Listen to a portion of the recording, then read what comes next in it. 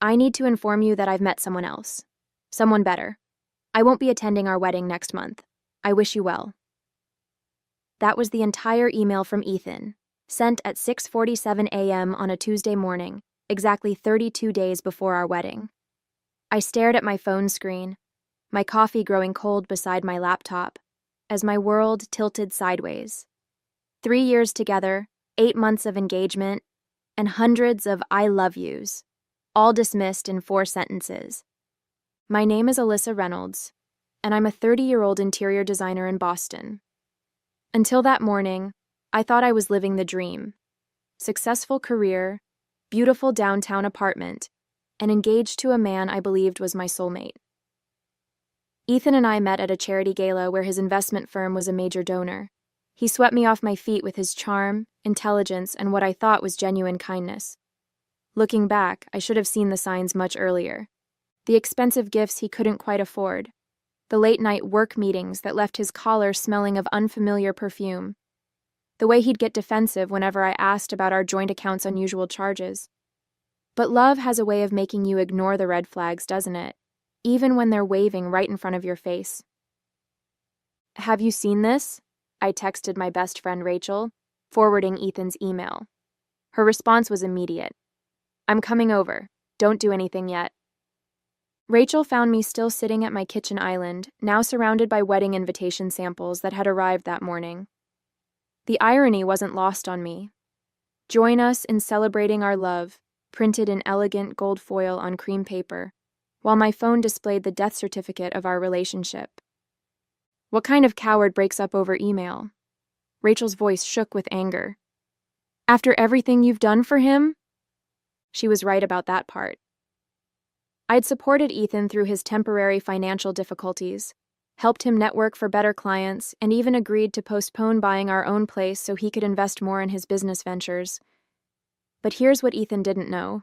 I wasn't as naive as he thought. For the past 3 months, I'd been quietly documenting his suspicious behavior. The engagement ring he'd given me, supposedly a family heirloom? I'd already discovered it was a recent purchase from a luxury resale shop, and I'd sold it 2 weeks ago when I found lipstick on his dress shirt that he couldn't explain. The money from that ring was sitting in a separate account, waiting. For what, I hadn't been sure, until now. The numbness was wearing off, replaced by something sharper, more focused. Ethan thought he could simply email his way out of our life together? He was about to learn a valuable lesson about underestimating the wrong woman. The weeks leading up to Ethan's email had been filled with signs I couldn't ignore anymore. Like how he'd started taking calls in the hallway, his voice dropping to a whisper. Or the way his stories didn't quite add up. Business dinners at restaurants that were closed those nights, conferences that weren't showing up on his company's calendar. Each suspicious moment felt like a small stone in my shoe, irritating but not quite painful enough to stop walking. I'd met Ethan's parents several times, both of them beaming with pride over their only son. His mother, Susan, had taken me shopping for wedding dresses, tearing up as I tried on a lace gown that cost more than my first car. His father, James, had pulled me aside at our engagement party, telling me how happy he was that Ethan had finally found the one. Now I wondered if they knew about their son's double life, or if they were as fooled as I had been. Looking back, the changes began around March. Ethan started working later, claiming his firm was handling a big merger. But one night, I'd bumped into his colleague Mike at the grocery store. "Merger? We haven't had any major deals since January," he'd said, confusion clear on his face. When I mentioned this to Ethan, he'd accused me of spying on him, turning it around so somehow I was the one breaking trust. That night, I couldn't sleep.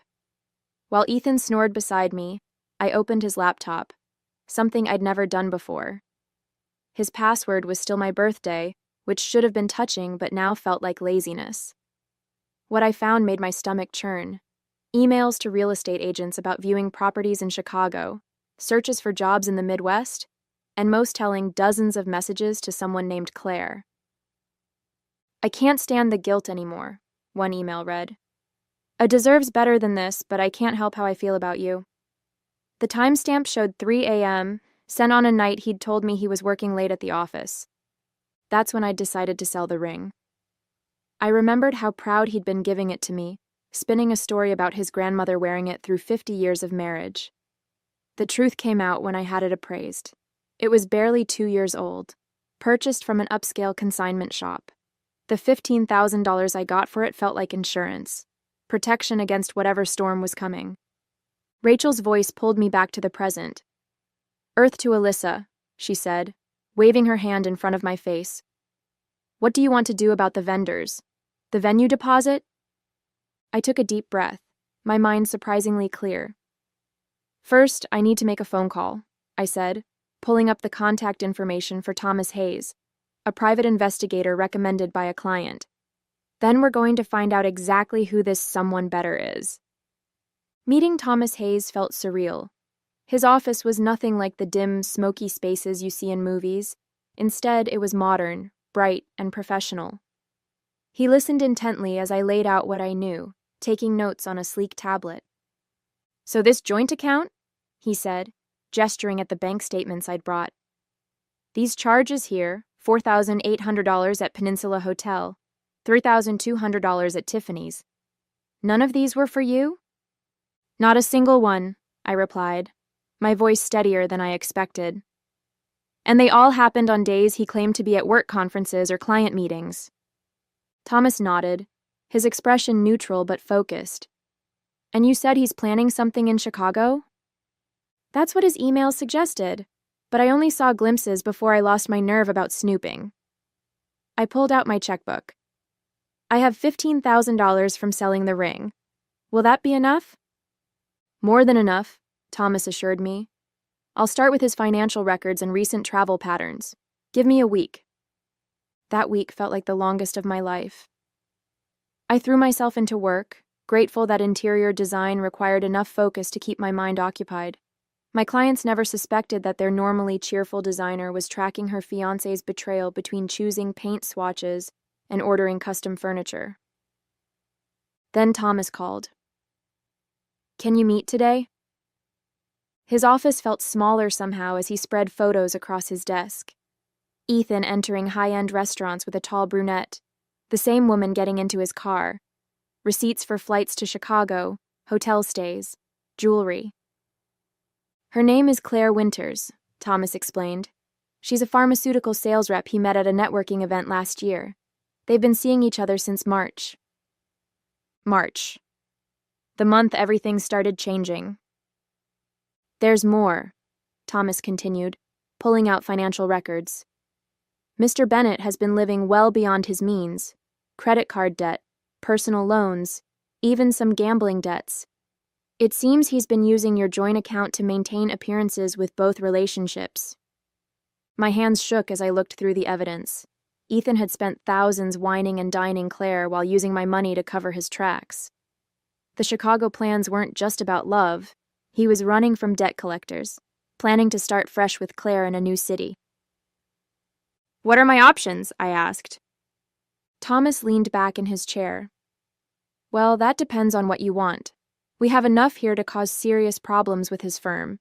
They have strict policies about financial disclosure. We could also ensure Claire sees these credit reports and collection notices. Or we could do something more strategic. Make him face everything at once, his lies, his debts, his carefully constructed house of cards. But it would need to be handled carefully." I thought about Ethan's dismissive email, his casual cruelty in discarding our relationship. A plan began forming in my mind. "Tell me more about being strategic," I said. The first phase of my plan started with a simple text to Ethan. "I accept your decision. I just need you to come get your things." His reply was almost insultingly quick. "I'll send movers next week." "No," I responded. "There are personal documents and family photos. You need to come yourself. Friday at 6. While waiting for Friday, I stayed busy. Thomas had discovered that Claire's company had strict policies about dating clients, and guess who had recently signed a major contract with her firm? I also learned that Ethan's boss, Richard, was a stickler for ethical behavior, especially after a recent financial scandal at their firm. I invited Rachel over to help me set the stage. We arranged Ethan's things neatly, including printouts of his secret emails with Claire, bank statements showing his extravagant double life, and photos from Thomas's surveillance, all sitting innocently in labeled boxes. At 5:55 p.m. on Friday, the doorbell rang. I opened it to find not just Ethan, but Claire beside him.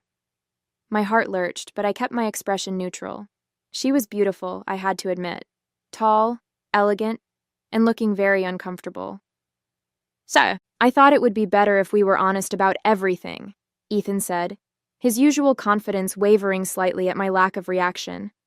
Claire wanted to... "Perfect," I cut him off. "You're both here. Come in." They followed me into the living room, where Richard, Ethan's boss, was already sitting on my couch. The color drained from Ethan's face. "Richard, what are you—" "I invited him," I said calmly. "Since we're being honest about everything. Those boxes are yours, by the way. Feel free to look through them." Claire reached the first box before Ethan, pulling out the credit reports and collection notices. Her perfectly maintained composure cracked as she read through them. "What is this?" she demanded, turning to Ethan. "You said you were financially secure. You said—" "There's more," I interrupted, gesturing to the other boxes. "Like the records of how he used my money to fund your dates, and documentation of how he violated his firm's financial disclosure agreements. Oh, and Claire? Your company might be interested in how you've been dating a client." Richard stood up, his face thunderous. "Been at my office, 8 a.m. Monday." "This isn't what it looks like," Ethan stammered, but Richard was already walking out. Claire grabbed her designer bag. "You told me you were practically single, that she was just a convenient financial arrangement. You said—" She stopped, tears streaming down her face, and rushed out. Ethan stood alone in my living room, surrounded by evidence of his deceptions. "Alyssa, please, I can explain everything." "No need," I said. "Your email was quite clear. You found someone better, remember? Although I'm not sure she thinks so anymore." Ethan paced my living room, running his hands through his perfectly styled hair. "You had no right to do this," he sputtered, his composed facade crumbling. "You went through my private information, hired someone to follow me? Just like you had no right to drain our joint account buying gifts for Claire?" I kept my voice steady. "Or use my credit card points for your romantic getaways." He grabbed one of the boxes, rifling through documents. "This could ruin me," he said, his voice rising. "Richard is going to fire me. Claire's company will blacklist me. How could you be so vindictive?" "Vindictive?" I laughed, but there was no humor in it. "You ended our 3-year relationship by email, Ethan. You were planning to abandon me with wedding debt while you started fresh in Chicago. And I'm vindictive?" His expression shifted, trying to find the charming smile that had once made me weak in the knees. "Look, I know I handled things badly, but we can fix this. I'll break it off with Claire. We can work something out with Richard. Just help me clean up this mess. The same way you helped me plan our wedding while apartment hunting with another woman." I pulled out my phone, showing him screenshots of his real estate searches. "Or the way you helped me pick out wedding invitations right after booking a romantic weekend with Claire?" "That's different," he protested weakly. "I was confused. I made mistakes." "No," I said firmly. "A mistake is forgetting an anniversary or saying the wrong thing in an argument. You orchestrated an entire double life. You lied to everyone, me, Claire, your firm, even your parents." The mention of his parents made him flinch. That's when I delivered the final blow. "They know, by the way. I sent them copies of everything yesterday. Your mother called me this morning crying. She wanted me to tell you she's devastated. Not just about Claire, but about the gambling debts, the lying, all of it." Ethan sank onto my couch, his expensive suit wrinkled, his face ashen. For the first time, I saw him clearly, not as the successful, confident man I'd fallen in love with, but as someone who'd built his entire life on deception. "What do you want?" he asked quietly. "Money? An apology? Name it." I walked to the door and opened it. "I want you to leave. Take your boxes. You'll need those documents for the meetings I'm sure are coming up. Your firm's HR department, Claire's company's legal team, the debt collectors, they'll all want to talk to you. Alyssa, please. Goodbye, Ethan. I hope she was worth it. After Ethan left, things moved quickly. Within a week, he'd lost his job. Apparently, Richard had been looking for a reason to let him go, and my evidence provided several. Claire's company launched an ethics investigation, forcing her to resign. And those Chicago real estate agents? They weren't too happy when they learned about Ethan's financial situation. I threw myself into work, grateful for understanding clients and endless design decisions that needed my attention. But late at night, when my apartment felt too quiet, doubts would creep in. Had I gone too far? Was I just as bad as him, plotting revenge instead of walking away? Then I'd remember his email. 4 cold sentences dismissing our entire relationship, the countless lies, the money he'd spent on Claire while telling me we needed to budget carefully for our future. A month after the confrontation, I met Thomas for coffee to close out his investigation. I thought you'd want to know, he said, sliding a folder across the table. Ethan's moved back in with his parents in New Hampshire. His father's trying to help him sort out the debt situation, but it's worse than we initially thought. The gambling wasn't just casual. He has some serious markers out there. I nodded, not sure how to feel. And Claire? Took a job in California. From what I can tell, she wants nothing to do with him. Thomas paused. You know, in my line of work, I see a lot of people seeking revenge. Most of them go about it all wrong. They let emotion drive them to do things that only hurt themselves in the end. But you simply expose the truth. Everything that's happened to him is a direct result of his own actions. Sometimes the truth is the best revenge, I said, thinking about how freely Ethan's lies had flowed, how easily he'd maintained his deceptions. I just made sure everyone saw it at once. Thomas smiled. Well, your retainer still has some money left. Want me to keep tabs on him? I thought about it, then shook my head. No, I'm done. He can figure out his own life now. As I walked home, my phone buzzed with a text from Rachel. Lunch tomorrow? That new place on Newbury Street? My treat. I smiled, remembering how she'd stood by me through everything. That's when it hit me. The weight I'd been carrying, the constant tension in my shoulders, was gone. Ethan's betrayal had broken my heart, yes. But it hadn't broken me. Instead, it had shown me just how strong I could be. The truth was my weapon, and I'd wielded it perfectly. Ethan had thought he could simply press send on an email and walk away unscathed. Instead, his carefully constructed house of cards had collapsed, leaving him to face the consequences of every lie he'd told.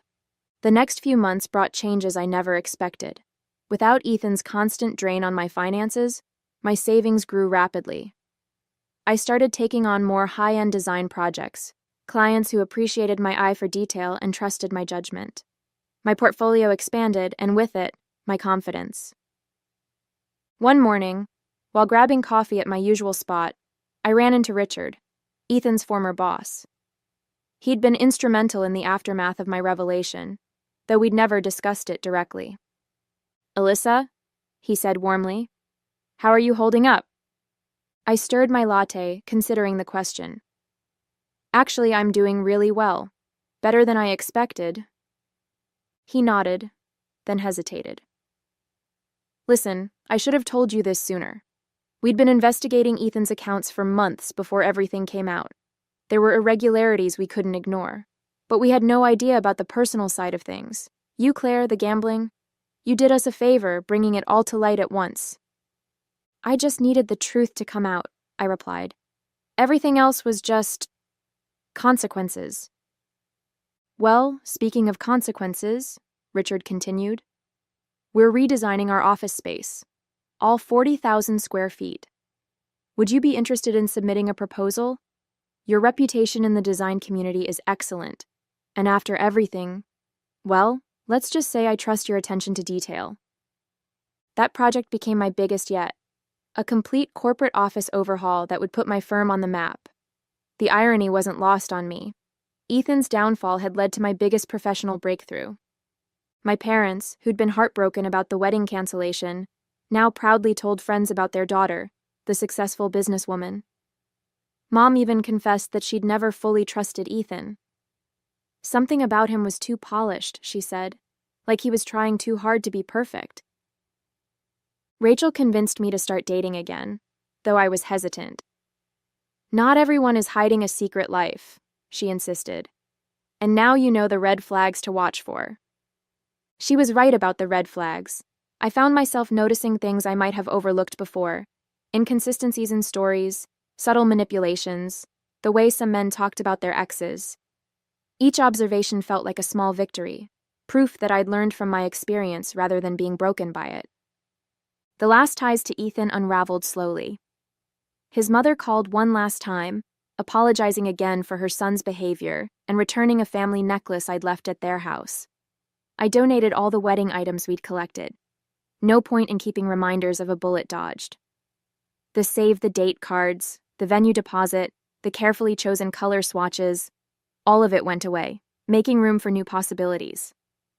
Sometimes, usually late at night, I'd think about Claire. Had she been as fooled as I was?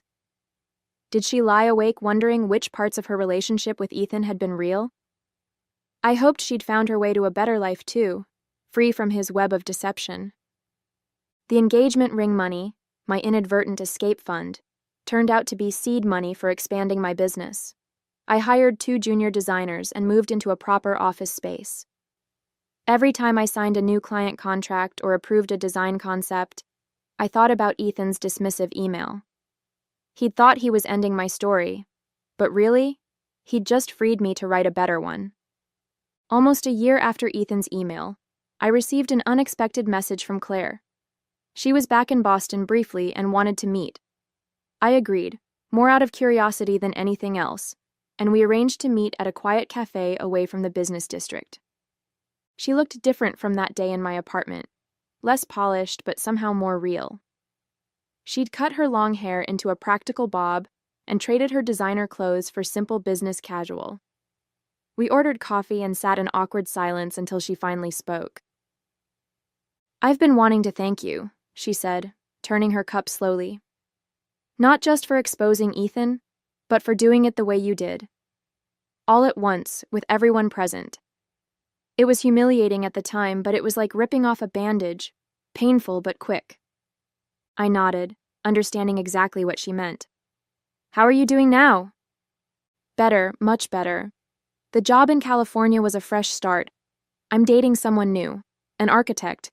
He's real, no hidden life, no secret debts. Just an honest man who actually cares." She paused. "I heard through mutual friends that Ethan tried to contact you?" "He did," I confirmed, remembering the desperate voicemails and emails that had started arriving about 6 months after the confrontation. "I never responded." "Me neither," Claire said, "though he tried hard enough.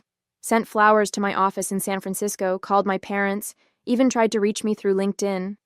She shook her head. "It's like he still doesn't get it.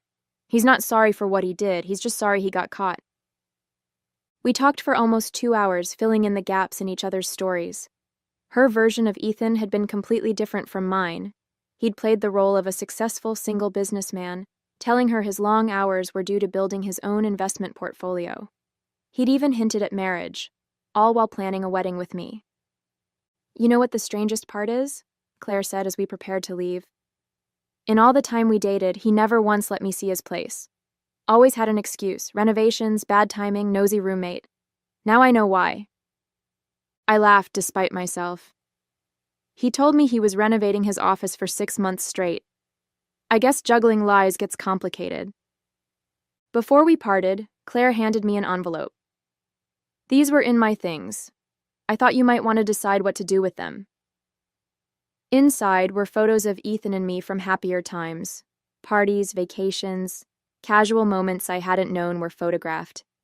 I'd appeared in the background of pictures meant to capture his time with Claire. I dropped the envelope in the first trash can I passed. Those memories, like Ethan himself, no longer had any power over me. My life had moved in a different direction, one with more honesty, success, and genuine relationships than I'd had when I was planning a future with him. That evening, I had dinner with Rachel and told her about meeting Claire. "You both dodged a bullet," she said, raising her glass. "Here's to seeing through the lies and coming out stronger." I clinked my glass against hers, thinking about how far I'd come. "Here's to knowing your own worth," I added, "and never settling for less." Looking back now, I can hardly recognize the woman who received that cold email from Ethan. She was someone who thought love meant accepting lies, who measured her worth through someone else's eyes. The journey from that morning to where I am now wasn't easy, but it transformed me in ways I never expected. My design firm has flourished beyond my wildest dreams. The project for Richard's company led to other corporate clients, and I've had to hire 3 more designers to keep up with demand. Last month, a prestigious design magazine featured our work on their cover. A beautiful restoration project that perfectly captured my philosophy of blending elegance with authenticity.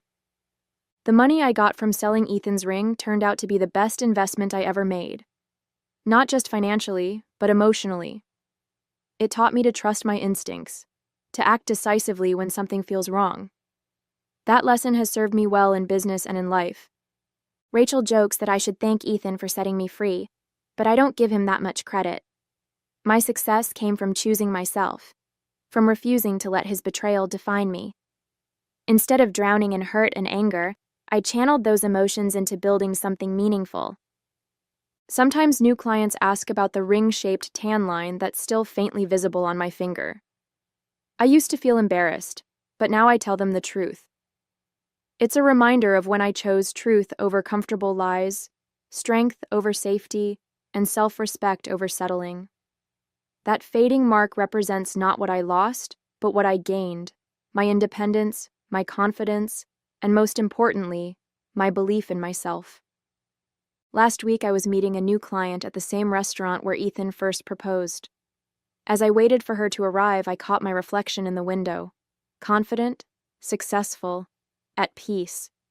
The hostess recognized me and mentioned that Ethan had been in recently, looking worse for wear, trying to impress a date with stories about his upcoming business ventures.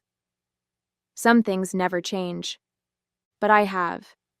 The woman who once desperately tried to understand his lies now runs a thriving business built on transparency and trust. The engagement ring money that was meant to bind me to him instead set me free. Sometimes the universe has a sense of humor that way. Rachel tells me I should write a book about my experience, but I don't think that's necessary. Instead, I share my story with other women who come to me feeling trapped or betrayed. I tell them what I wish someone had told me, that sometimes the worst thing that happens to you can lead to the best version of yourself. I still believe in love, but now I know it should never require you to compromise your integrity or ignore your instincts. Real love builds you up. It doesn't tear you down. It's based on truth, not carefully constructed lies. The tears and heartbreak of that Tuesday morning email feel like another lifetime now. In choosing to fight back with truth rather than sink to Ethan's level of deception, I found my own strength, and that, more than any revenge, has been the sweetest victory of all.